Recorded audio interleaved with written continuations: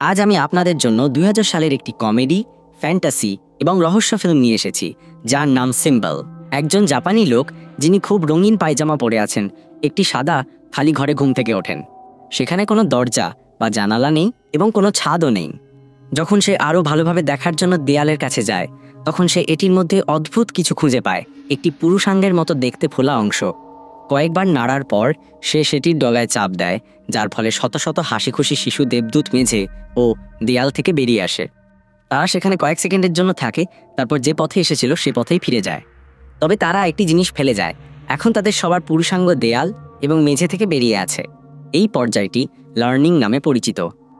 লোকটি যখন অদ্ভুত আকারের বোতামটি স্পর্শ করার জন্য ব্যবহৃত আঙুলটি শুকতে যায়, তখন সে ভয়ে চিৎকার করে ওঠে, এরপর কান্নাকাটি করতে থাকে এবং আশেপাশে থাকা কাউকে সাহায্যের জন্য অনুরোধ করে, কিন্তু কোনো লাভ হয় না।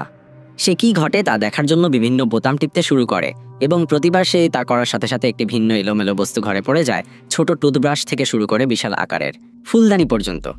সে একই বোতামটি আবার টিপে এবং একই জিনিসটি পায়, এবং এভাবেই একটি নির্দিষ্ট বোতামের উপর এই ধারণাটি পরীক্ষা করার ফলে সে এক গাদা চপস্টিক পায়।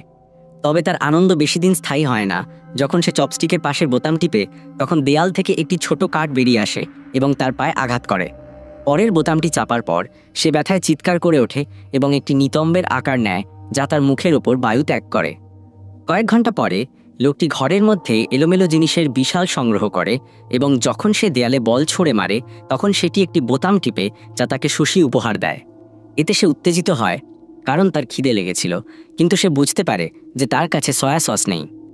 সে তার অপহরণকারীদের কাছে এটা চায়, কিন্তু বরাবরের মতো সে কোনো উত্তর পায় না। তাই সে একটি বোতাম বারবার টিপতে থাকে, যতক্ষণ না তার সামনে এক গাদা সুশি আসে, কিন্তু সস তখনও নেই। হাল ছেড়ে দিয়ে লোকটি সুশি খাওয়া শুরু করে, যা সে বেশ সুস্বাদু খুঁজে পায়, এবং শেষ টুকরোটি শেষ করার পরে সে আরও সুশির জন্য বোতাম টিপে। যখন অবশেষে এক বোতল সয়া সস আসে, তখন সে রেগে যায়। রাগে বোতলটি সরিয়ে দেওয়ার পর সে অন্য একটি বোতাম টিপে এবং একজোড়া পুরনো দিনের 3D চশমা পায়। যখন সে সেগুলি পরে, তখন সে একটি শিশু দেবদূতকে তার পুরুষাঙ্গের দিকে তাকাতে দেখে, এবং লোকটি খুশি হয় কারণ সে মনে করে যে সে উত্তর খুঁজে পেয়েছে। যাই হোক, সেই নির্দিষ্ট বোতামটি চাপার পরে সে শুধুমাত্র একটি কাউন্টডাউন পায়, এবং একটি বিশাল নিতম্ব উপর থেকে এসে তার উপরে বায়ু ত্যাগ করে। কিছু ঘন্টা পরে সে 5টি ভলিউমের একটি মাঙ্গা পড়ে শেষ করে, যা সে খুব উপভোগ করে। কিন্তু ষষ্ঠ ভলিউমটি পাওয়ার জন্য যখন সে একটি বোতাম টিপে, তখন সে 7ম ভলিউমটি পায়। হতাশ হয়ে সে অন্যান্য বোতাম চেষ্টা করতে শুরু করে, যা তাকে 8 এবং 9 নম্বর দেয়, কিন্তু ষষ্ঠটি দেয় না।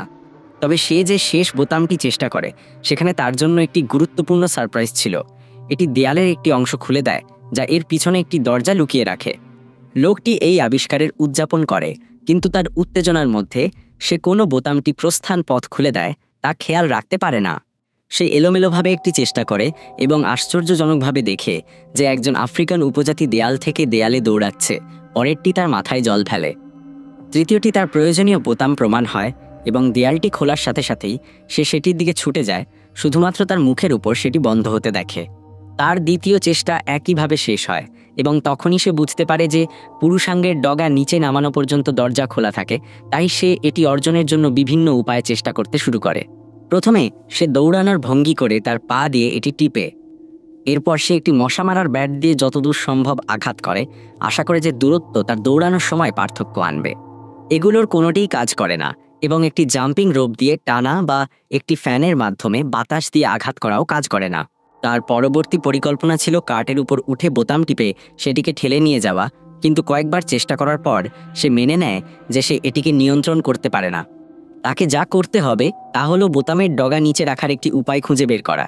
সে এটির উপরে বিশাল ফুলদানিটি রাখে, কিন্তু বোতামটি আবার উপরে উঠে যায়। সুতরাং লোকটি এই সিদ্ধান্তে আসে যে এটির ওজন বাড়ানোর জন্য তাকে ফুলদানিটি পূরণ করতে হবে।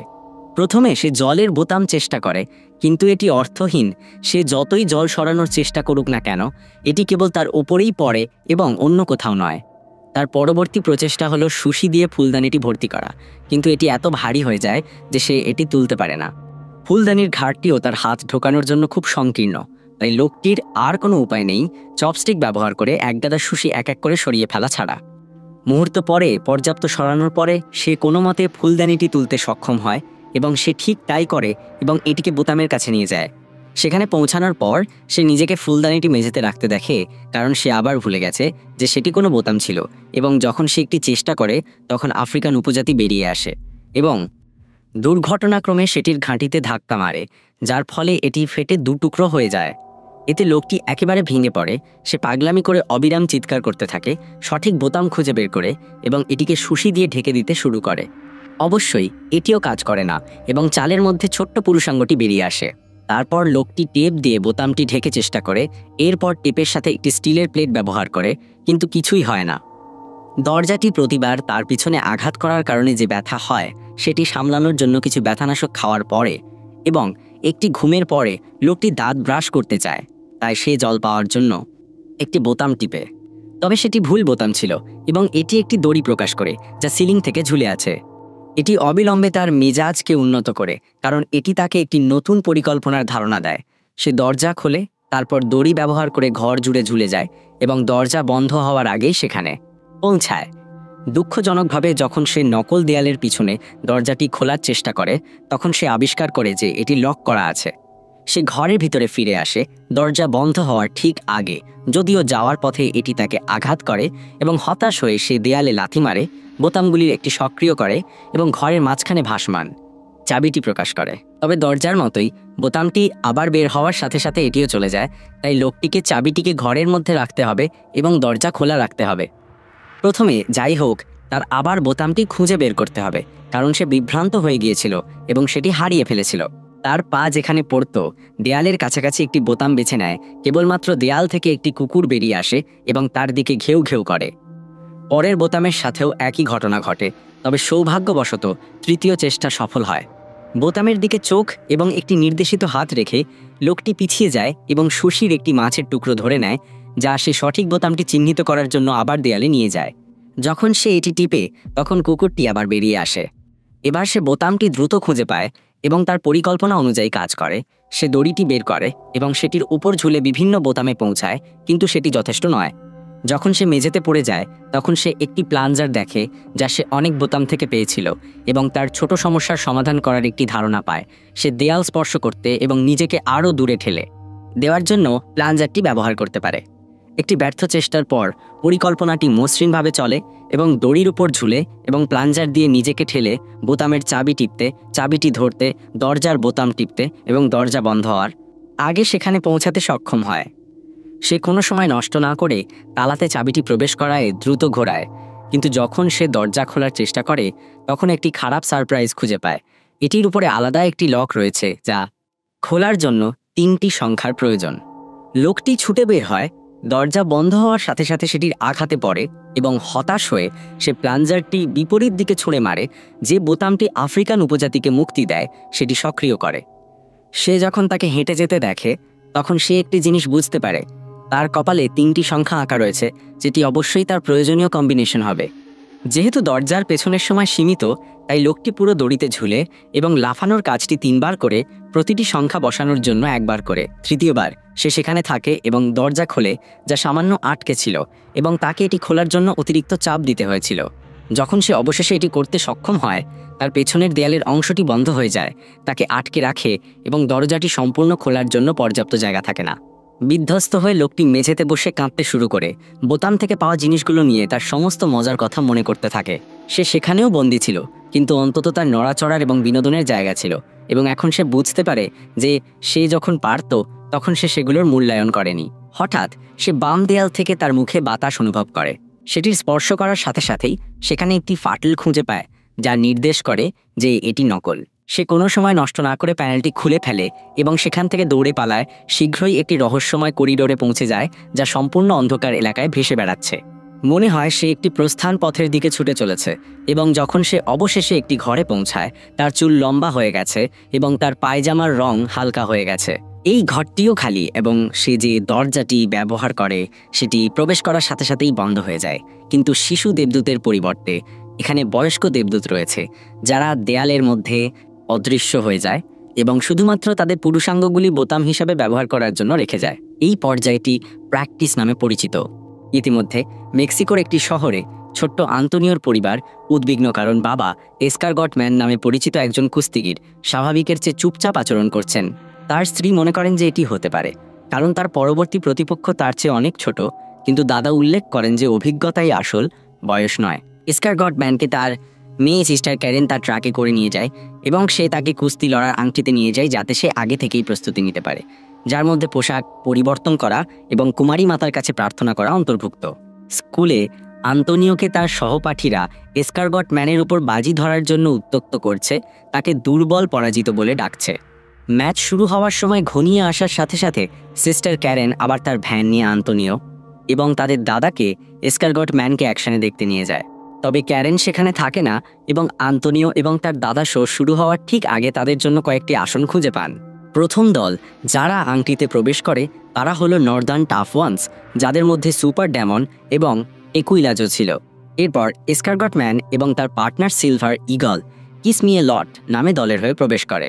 সিলভার ইগল তার দলের হয়ে দুর্দান্ত সূচনা করে প্রথম লড়াই শুরু করে, কিন্তু শীঘ্রই সে পরাস্ত হয় যখন নর্দার্ন টাফ ওয়ান্স তাকে একের পরিবর্তে দলবদ্ধভাবে আক্রমণ করে।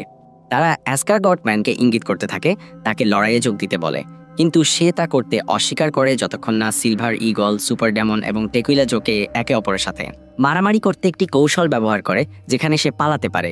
এসকারগট ম্যানকেও দ্রুত পরাস্ত করা হয়, কিন্তু যখন তার প্রতিপক্ষ একটি চেয়ার দিয়ে তাকে আঘাত করতে যাচ্ছিল তখন রহস্যময় ঘরের লোকটি একটি পুরুষাঙ্গের বোতাম টিপে এবং এসকারগট ম্যানকে জাদুকরীভাবে তার ঘাড় প্রসারিত করতে এবং তার মাথা দিয়ে আঘাত করে উভয় প্রতিপক্ষকে নক আউট করতে বাধ্য করে।